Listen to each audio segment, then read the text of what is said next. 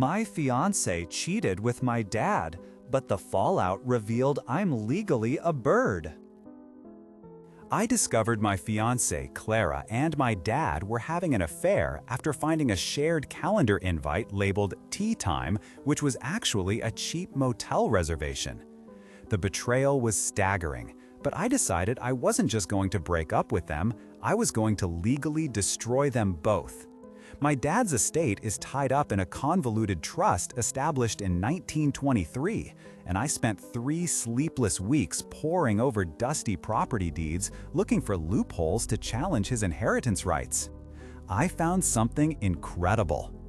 Deep in the fine print of the original land deed was an archaic and bizarre clause concerning avian dependents. It was clearly meant to handle the highly valuable racing pigeons the family used to keep, stating that if a direct mammalian heir was found to be morally bankrupt, the estate would revert to the care of the oldest non-mammalian dependent associated with the property. I showed it to my lawyer, grinning like a maniac. It was absurd, but technically legal. We prepped the paperwork, ready to argue that adultery was the definition of moral bankruptcy. Here's where it went sideways.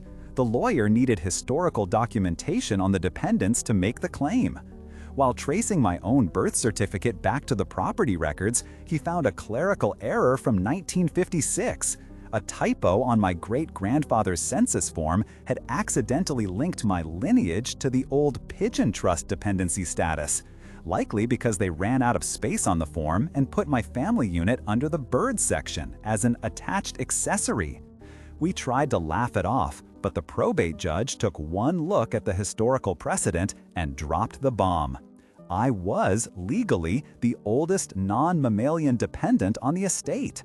Suddenly, I couldn't sign a mortgage, my driver's license was flagged, and I was served an injunction mandating that my primary dwelling must be a structurally sound, ventilated enclosure conducive to aerial maneuvers and nesting.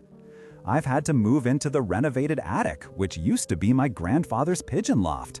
Clara and my dad are fighting over the house, completely oblivious that I can't sue them because I don't possess the required legal standing of a person. I possess the legal standing of a very complicated, wealthy pigeon.